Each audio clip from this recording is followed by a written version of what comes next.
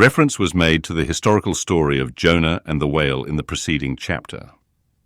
Now, some Nantucketers rather distrust this historical story of Jonah and the whale. But then there were some skeptical Greeks and Romans who, standing out from the orthodox pagans of their times, equally doubted the story of Hercules and the whale and Arion and the dolphin. And yet their doubting those traditions did not make those traditions one whit the less facts, for all that. One old Sag-Harbor whaleman's chief reason for questioning the Hebrew story was this. He had one of those quaint old-fashioned Bibles, embellished with curious unscientific plates, one of which represented Jonah's whale with two spouts in his head, a peculiarity only true with respect to a species of the Leviathan, the right whale, and the varieties of that order, concerning which the fishermen have this saying, "A penny roll would choke him. His swallow is so very small." But to this, Bishop Jebb's anticipative answer is ready. It is not necessary, hints the bishop, that we consider Jonah as tombed in the whale's belly, but as temporarily lodged in some part of his mouth. And this seems reasonable enough in the good bishop. For truly, the right whale's mouth would accommodate a couple of whist tables, and comfortably seat all the players. Possibly, too, Jonah might have ensconced himself in a hollow tooth. But on second thoughts, the right whale is toothless. Another reason which Sag-Harbor, he went by that name, urged for his want of faith in this matter of the prophet, was something obscurely in reference to his incarcerated body and the whale's gastric juices.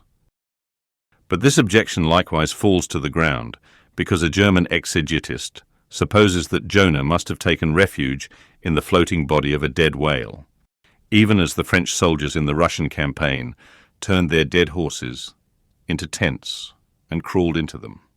Besides, it has been divined by other continental commentators that when Jonah was thrown overboard from the Joppa ship, he straightway effected his escape to another vessel nearby, some vessel with a whale for a figurehead, and I would add, possibly called the whale, as some craft are nowadays christened the shark, the gull, the eagle. Nor have there been wanting learned exegetists who have opined that the whale mentioned in the book of Jonah merely meant a life preserver, an inflated bag of wind, which the endangered prophet swam to, and so was saved from a watery doom. Poor Sag-Harbor, therefore, seems worsted all round. But he had still another reason for his want of faith. It was this, if I remember right. Jonah was swallowed by the whale in the Mediterranean Sea, and after 3 days he was vomited up somewhere within 3 days' journey of Nineveh, a city on the Tigris, very much more than 3 days' journey across from the nearest point of the Mediterranean coast. How is that? But was there no other way for the whale to land the prophet within that short distance of Nineveh? Yes. He might have carried him round by the way of the Cape of Good Hope. But not to speak of the passage through the whole length of the Mediterranean, and another passage up the Persian Gulf and Red Sea, such a supposition would involve the complete circumnavigation of all Africa in 3 days, not to speak of the Tigris waters, near the site of Nineveh, being too shallow for any whale to swim in. Besides, this idea of Jonah's weathering the Cape of Good Hope at so early a day would wrest the honour of the discovery of that great headland from Bartholomew Diaz, its reputed discoverer, and so make modern history a liar.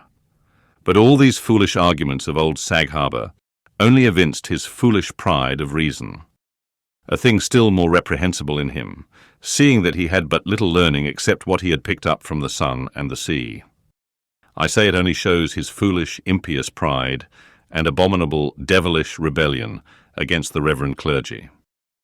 For by a Portuguese Catholic priest, this very idea of Jonah's going to Nineveh via the Cape of Good Hope was advanced as a signal magnification of the general miracle, and so it was. Besides, to this day, the highly enlightened Turks devoutly believe in the historical story of Jonah, and some 3 centuries ago, an English traveller in Old Harris's Voyages speaks of a Turkish mosque built in honour of Jonah, in which mosque was a miraculous lamp that burnt without any oil.